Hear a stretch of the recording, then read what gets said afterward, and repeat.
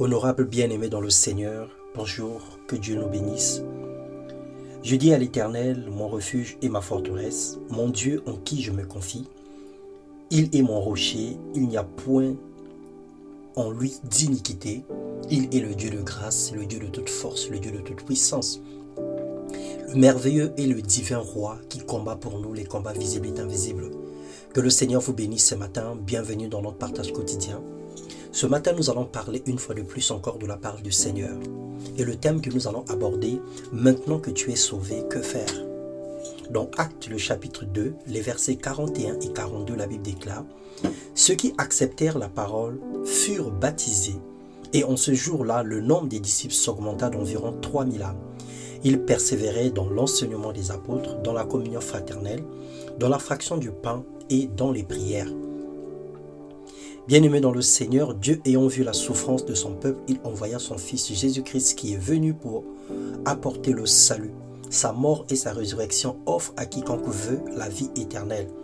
En croyant du cœur et en confessant de la bouche, tu deviens enfant de Dieu.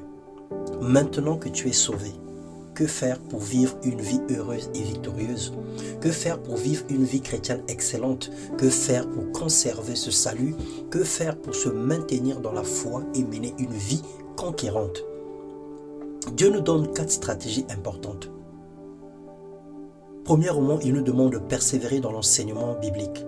En effet, la parole nous guide. Elle est une lampe à nos pieds, notre guide dans l'épreuve, une lumière sur notre sentier. Selon le Psaume 119, le verset 10 et 12. La deuxième stratégie, c'est expérimenter la communion fraternelle.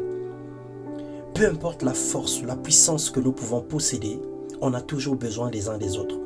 Ensemble, nous pouvons aller plus loin pour la gloire de Dieu. Parce que 2 valent mieux que 1.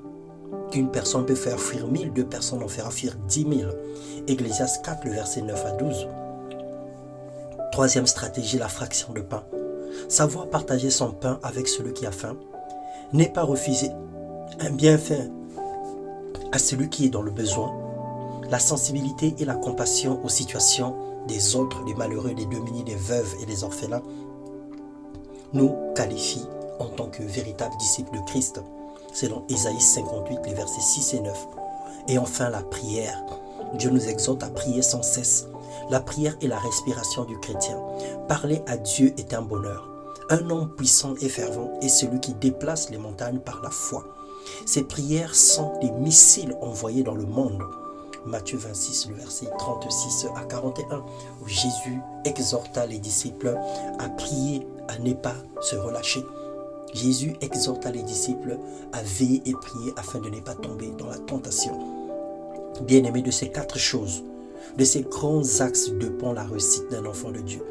En acceptant Jésus-Christ comme son Seigneur et son Sauveur, on devrait rentrer en possession de notre héritage. Mais l'inobservation de ces 4 principes entraîne l'échec et la perdition. Le manque de regard, le manque d'attention particulière à cette parole nous éloigne de la réalité spirituelle.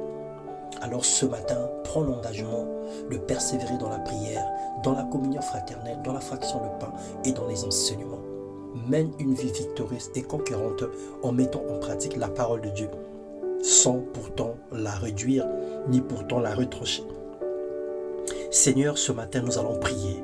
Rétablis-nous, Dieu de notre salut. Cesse ton indignation contre nous.